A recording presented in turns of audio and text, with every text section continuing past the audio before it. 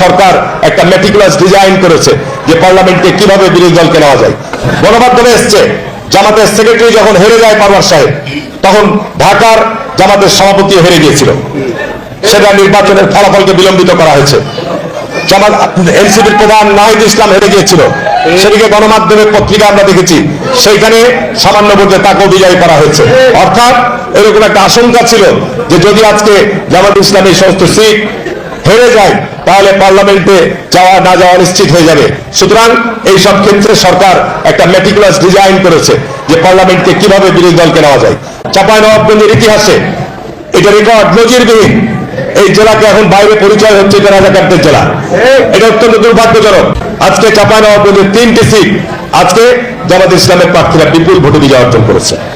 নবাবগঞ্জ, শিবগঞ্জে জামাত ইসলামের কিছু vote bank আছে, এটা সত্য, কিন্তু আপনার নাজল ভোলার ব্যবস্থা করে সেখানে জামাত অনেক ভোটে 3 নম্বর থাকে, সেখানে দেখা গেছে যে সেইখানেও জামাত ইসলামকে বিজয় করা হয়েছে। এখন জানি না আজকে এই নির্বাচনের এই ফলাফলের জন্য আমার যেটা বিশ্লেষণ, সরকারের কোনো মেটিকুলাস ডিজাইন ছিল কিনা, সূক্ষ্ম কোনো পরিকল্পনা ছিল কিনা, এটি সামনের দিনে বেরিয়ে আসবে ইনশাল্লাহ। সামনের দিনে অবশ্যই বেরিয়ে আসবে, কারণ সামনে আবার স্থানীয় নির্বাচনগুলো আসতে যাচ্ছে।